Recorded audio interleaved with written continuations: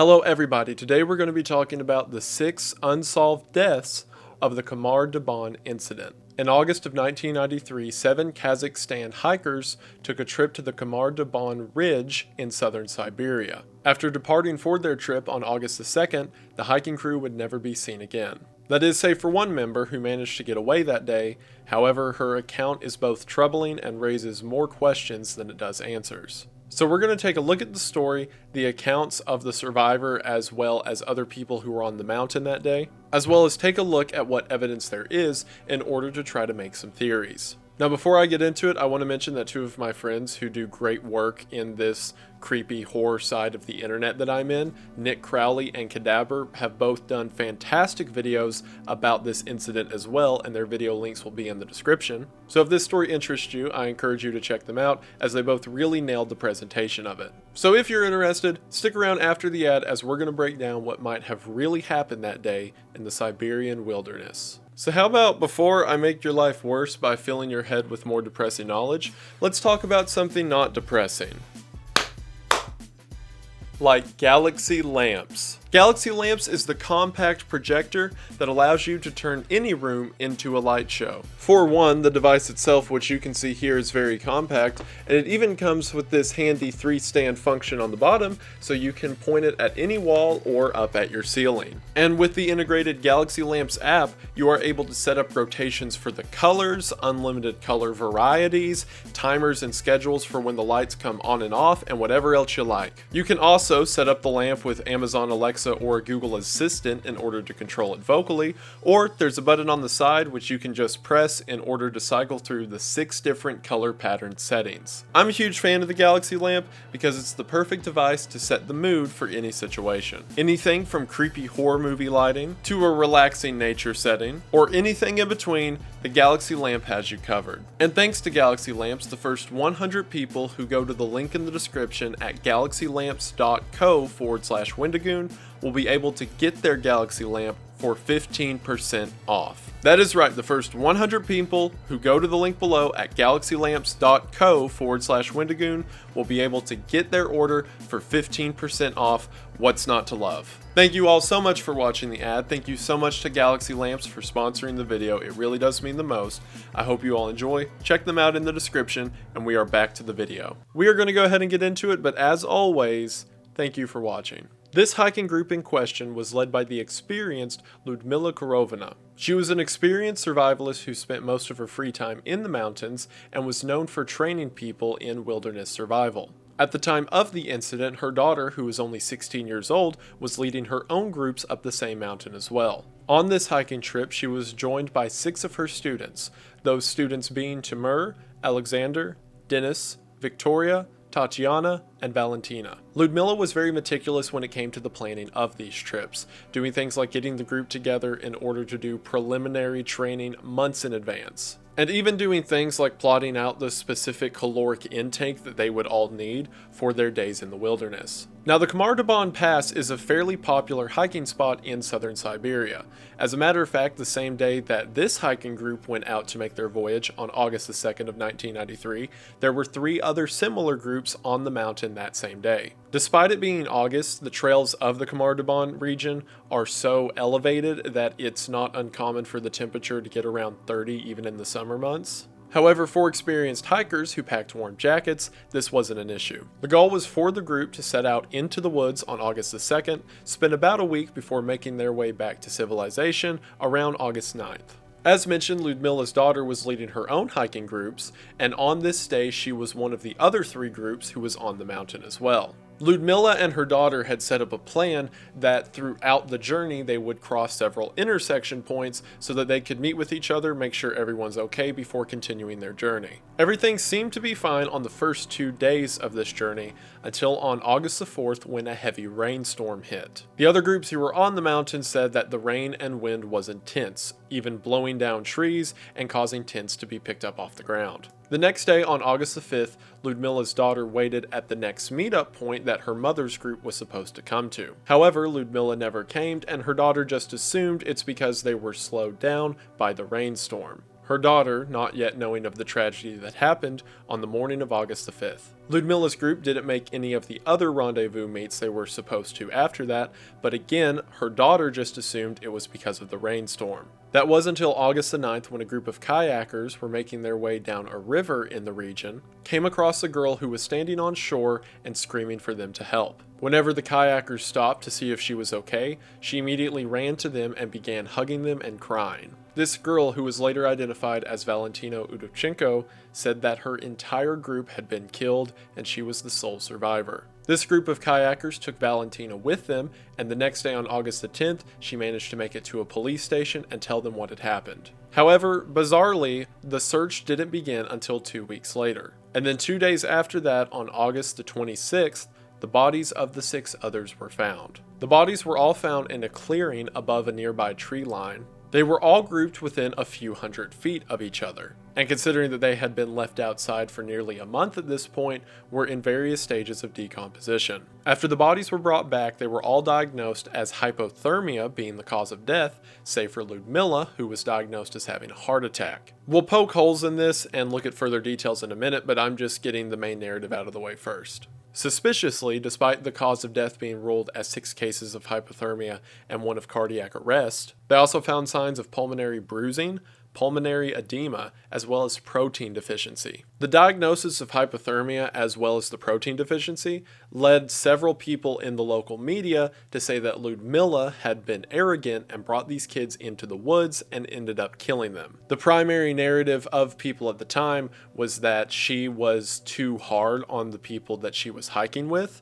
and considering that some of these kids were as young as 15, she essentially pushed them too hard in the midst of a rainstorm, and that's what caused them to die. Valentina rejected this, however, she would not give her account of the situation for 25 years. Valentina told her story to the police and then a year later finally told her parents, to which telling them the story caused her to have a mental breakdown. She moved far away from the region, but even then was harassed by members of the media as well as investigators for decades to come. Finally, in 2017, after 25 years, Valentina told her side of the story to a reporter. According to Valentina, everything was going well up until the rainstorm previously mentioned on August the 4th. That night, the group was unable to start a campfire, however, they managed to set up 2 tents and go to sleep, despite being rather cold. The next morning, they did manage to start a campfire and had breakfast before they set off on their hike. At this time, they had already made it to the highest point they were going to travel and was beginning their descent. It wasn't long after packing up camp and beginning their descent down the mountain that they heard Alexander scream at the back of the group. Whenever the group turned around, Valentina said that Alexander was bleeding from the mouth and eyes. As he continued to scream, he began to froth at the mouth before he fell on the ground and started convulsing. This caused everyone to panic except for Ludmila, who ran to him and tried to help. Ludmila ran to Alexander and told the rest of the group to go wait in the tree line to make sure they're safe. However, as soon as the rest began to move, they heard Ludmila scream, to which they turned around and the same thing was happening to her. The blood from the eyes and mouth, as well as the frothing and convulsions began. The group immediately ran to help the two, with Tatiana arriving there first. However, it wasn't long until the same thing began happening to Tatiana, with the added mention that she was scratching her throat as well. Valentina ran to Tatiana to try to drag her away because the group began to realize maybe there's something in that specific spot, to which, as she was, Tatiana bit Valentina, causing her to let go. It was then, according to Valentina, that Tatiana crawled over to a rock and began bashing her head on it until she quit moving. The 4 that were left began to panic. Valentina froze in place while Dennis went to hide behind a rock. The 2 others, Victoria and Timur, began to run down the hill towards the tree line when all of a sudden they were both overcome at the same time. The same symptoms as Tatiana occurred to them, from the bleeding from the face and the scratching of the throat. However, they also began to strip their clothes off. Dennis ran to Valentina, managed to shake her out of it, and said that they need to get out of there. And as they were running, Dennis began coughing and spitting up blood as well, to which Valentina panicked and just kept running. She made her way deep into the woods, to which she set up a small tent and slept for the night, expecting the same thing that killed the rest of the group to kill her as well. However, when she woke up hours later, she realized that she did have a chance to survive, and if she was going to do that, that meant she had to get food. So she made her way back up to the hill from where the group came from and scavenged the food off of the bodies. Whenever she went back to the bodies, they were all lying in the same place that she had last seen them, and she was able to take things she needed from their supply bags without being overcome by whatever took them. She knew that power lines ran along the ridge in the region, so for the next few days she followed the power lines until she managed to make her way to the river, to which she was spotted by the kayakers 4 days later. This is a very different story than everyone dying of hypothermia. However, this account does match with the details of the group being in an open area a few hundred feet apart from each other, but the bizarre symptoms of their death doesn't seem to make a lot of sense. So now that we have all the official records of the story as well as Valentina's account, let's look at some of the evidence that's here to see if that can help us figure out what happened. The first thing I want to do is poke holes in the hypothermia theory. Yes, they were in a region that is cold even in the summers. However, this was a very experienced group of hikers who had done hikes similar to this and much worse than this many times in the past. And while the rain was unexpected and does make the trip more difficult,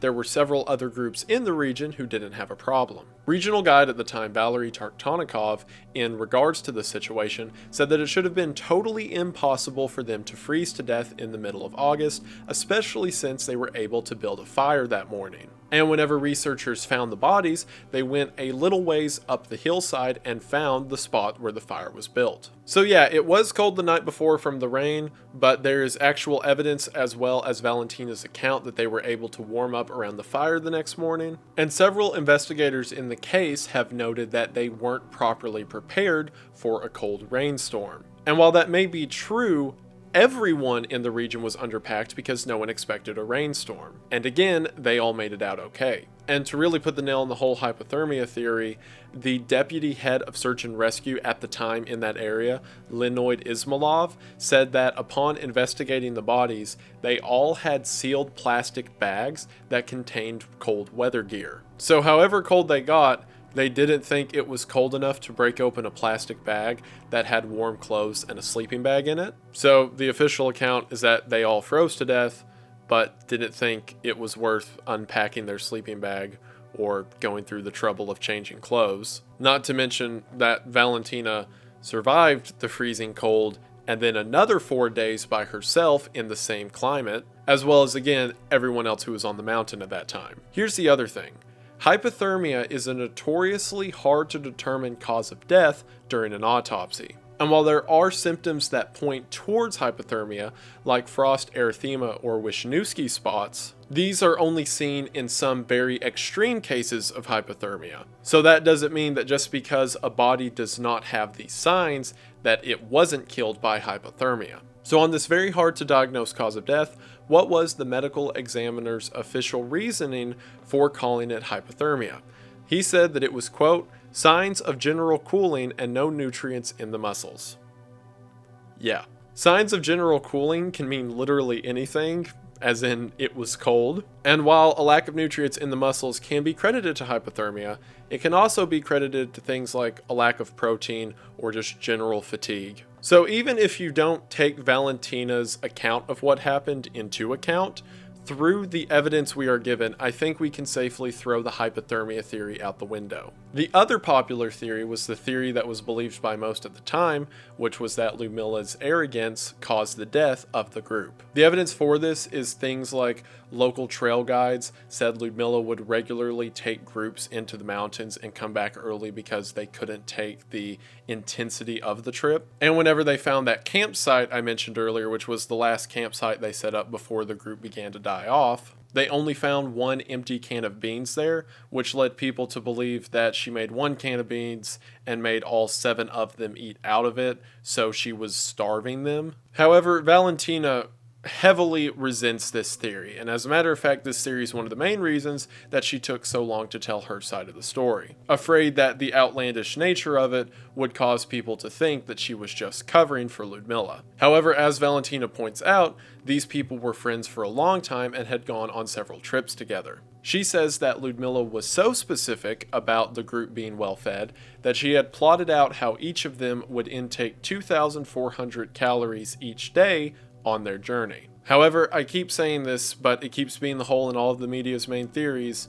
No matter how hard she was on them or how much of a bad idea it was to be on the mountain at this time, a lot of other people were on the mountain at this time, including Valentina, and they were all fine. The other point of evidence people point to say that Ludmilla caused their deaths is that detail I mentioned earlier, that they each had a protein deficiency in their system at the time of death. But according to Valentina, as well as other hikers who knew Ludmilla, she was known to go up into the mountains and forage for things like golden root, which is a plant that can be eaten. So they were taking in calories and eating, it just wasn't necessarily protein, which would explain the protein deficiency. And whenever the hikers' bodies were found, they all had golden root in their backpacks, which further disproves that theory. Also, as a final weird note in all of this, so whenever the bodies were found, the mention that Valentina had that two of them began stripping off their clothes, that was seen as one of them was just wearing an undershirt and one of the guys had just taken his shirt off completely. However, perhaps more bizarrely, 3 of the bodies had taken their shoes off. Now, if you're going with the hypothermia theory, there are some weird cases of people freezing to death in the wilderness, and in their final moments they began taking their clothes off. But that's normally in cases where someone's been freezing over the course of a couple weeks, and in their final moments have like this final adrenaline rush that overcomes them. And if you're going off the theory that Ludmilla got them all so weak to the point of death, except for Valentina for some reason, who was able to run for 4 more days by herself. The idea of these people being too weak to walk, but then they suddenly just throw off their shoes and then die is kind of weird. Plus, and this is probably the most obvious thing you're thinking of at this point in the story, all the bodies were found in a few hundred feet of each other going towards the tree line. So the chances, if it was hypothermia or starvation or whatever, of all of them getting really ill and collapsing in like the same short span of time, again except for Valentina, who lived for another 4 days, doesn't make any sense. Also, keep in mind all these theories are assuming that Valentina made up her entire story to either cover for Ludmilla or just to troll, I guess. So now that we've gotten rid of the normie theories, let's talk about the cool, weird internet theories, to which there's only one I would really put any weight to. The first of which was mentioned by members of the search and rescue crew, is altitude sickness. Altitude sickness is whenever someone gets to like low pressure environments in very high altitude, and it can cause heart issues and breathing problems. However, altitude sickness that would kill you is only in really extreme climates and altitude changes. And the bodies were found at 2,300 feet above sea level, which for one isn't that high up, and also this was on their way back down. So if they were going to experience altitude sickness and all die at once within a few hundred feet of each other, they would have done it way further up the mountain. And even the search and rescue crew who found the bodies said that this is a pretty far reach. Another theory is the idea of food poisoning. As mentioned, Ludmilla was known for foraging for food on the journey itself and would do things like eat mushrooms, so one of the theories is that she fed the group bad mushrooms. However, she was very experienced with foraging and probably wouldn't have made the mistake of eating a super dangerous plant. In the research I did into golden root, it is possible for some strains of golden root to be bad and cause you to become ill. However, like worst case scenario, if you were to eat pounds of bad golden root, is you would probably throw up and get a headache, and that's like it. So if it was food poisoning, it would have to be something that was a one-off standalone event, like that specific can of beans being contaminated, and again, Valentina not touching it, so circumstantial at best. Another theory is ozone poisoning. The idea that it rained a lot and caused parts of the ozone to come down and poison just them and no one else. One of my favorite theories that I don't think has any weight to it is the idea of infrasound. See, this case is so weird that people in the region have said, well, maybe, it was a big windstorm.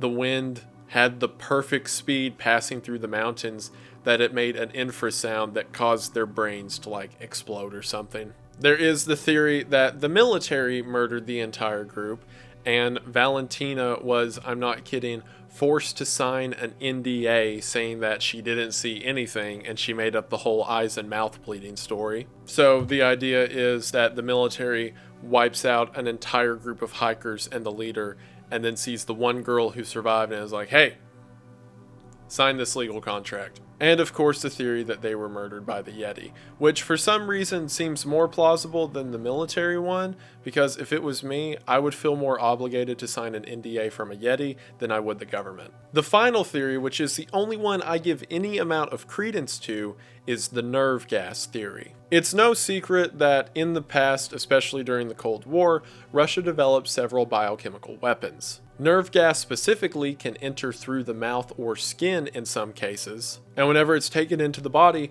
can cause symptoms like blood from the eyes and mouth, as well as frothing and convulsions. This would also explain details of Valentina's story, like people scratching at their throats as they were dying, as they would have been able to literally feel the lining of their lungs and throat peeling off and coming up as blood. I again want to mention Kadaber's video on this topic because he had a very plausible route for which this could have happened, in which he found evidence that a chemical weapon known as Novichok, which is a type of nerve gas, was in development and testing up until 1993. And it's not a secret that many of Russia's weapon testing was conducted in the Siberian mountains. And while yeah, it would have been way too high vis for the government to just be like, oh, let's test out this nerve gas on these 7 random hikers, we know that they were developing Novichok in 93 and quite possibly in the region, so what's to say there wasn't a kind of gas leak? Nerve gas can take 4 to 5 months to fully evaporate,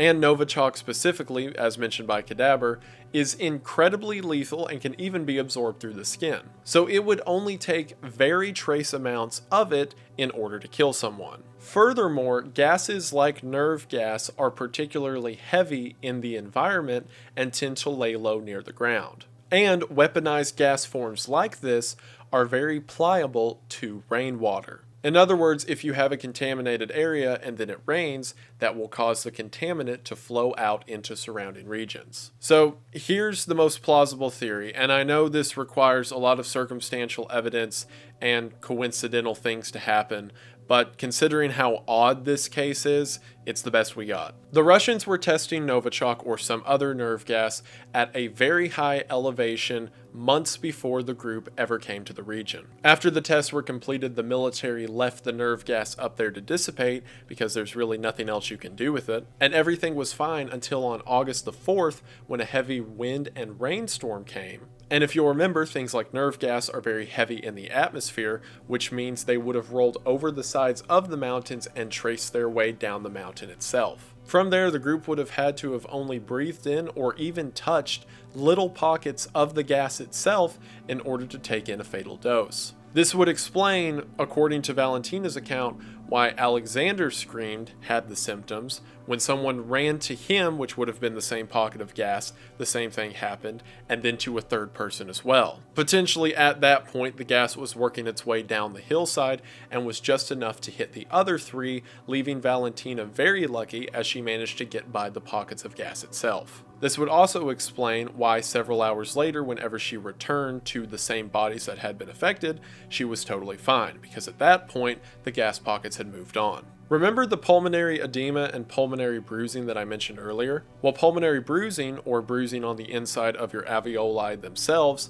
most often comes from people who inhale contaminants. Furthermore, the pulmonary edema, or liquid in the lungs, is a common symptom seen with people who are exposed to nerve gas. However, by the time the bodies were found, they were so decomposed that if there was blood on the skin or a nerve agent in the lungs, it would have been gone at that point. Also, remember that detail I mentioned at the beginning, that whenever Valentina came to the police and said that her friends had died on the mountain and gave the private account of what happened, how it took them 2 weeks to get up there? Well, several have theorized that perhaps the police were aware of military weapon testing on top of the mountain itself, and they were simply waiting to make sure that all of the gas was expelled from the area. You could even take this a step further if you wanted to, and say that perhaps the reason a very circumstantial case of hypothermia was ruled as hypothermia is because the medical examiner knew not to intervene with government weapon testing, but I'll leave all the crazy conspiracy stuff to you guys for now.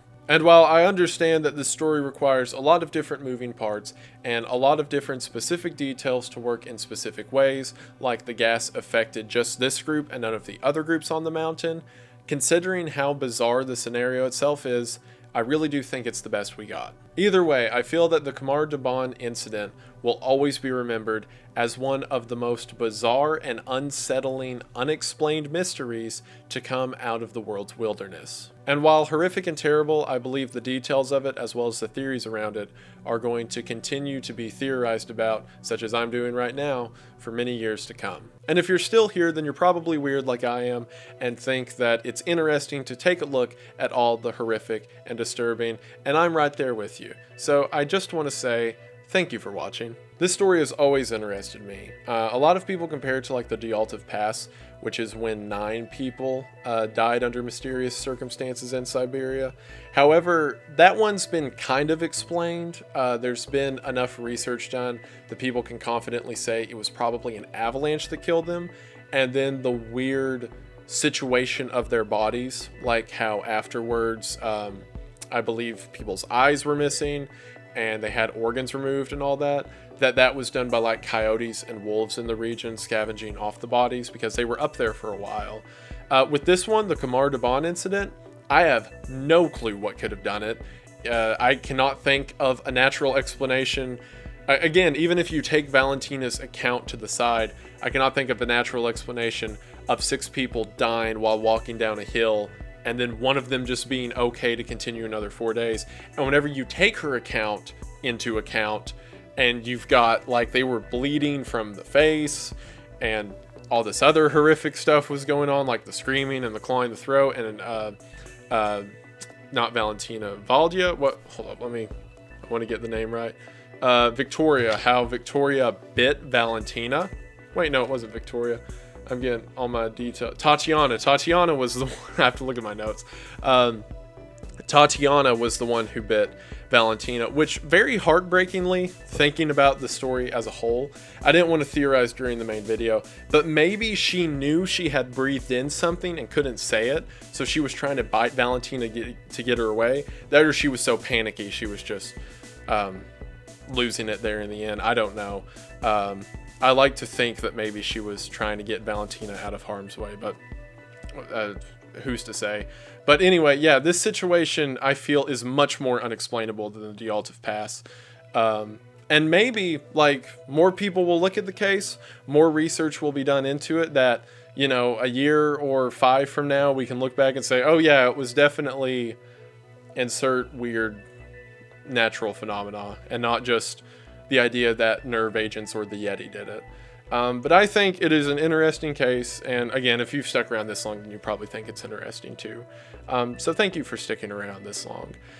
I'm trying to think stuff about the channel. This is like very circumstantial. This may not happen. If it doesn't happen, just ignore this. I may slow down the videos a little bit in the next couple months because I've got some big projects I want to work on, and there's no way I can keep doing like 4 or 5 videos a month and then also put in the time that these big topics will need. So that may happen depending if some stuff works out for these bigger projects. We'll see. But if I'm not uploading as much in the next month or 2, just know I have a good reason for it, or at least I hope it's a good reason for it, and something's going to come to make up for that. Other than that, thank you so much to my subscribers. 1,120,000, which is not a real number, and you guys are fantastic, and I'm really blessed and I appreciate it. Speaking of blessings, thank you to all of my top tier patrons, or ex-top tier patrons that you can see here. The Patreon shut down. Like I said, I don't want to take your all's money anymore now that I've made it to this level, but it's because of you guys that I was able to make it to this level. So everything I'm doing is thanks to the people who believed in me in the beginning here, and that really means a lot. So thank you all for that, and thank you to all of my patrons, or ex-patrons again. Like I said, videos may slow down a bit for bigger projects. I have some ARG stuff. I've done a lot of the weird history stuff lately. I want to do some ARG horror stuff coming up soon, so stay tuned for that. But I believe for now that should do it. So thank you for watching. I hope that you enjoyed, and I will see you in the next one. Bye.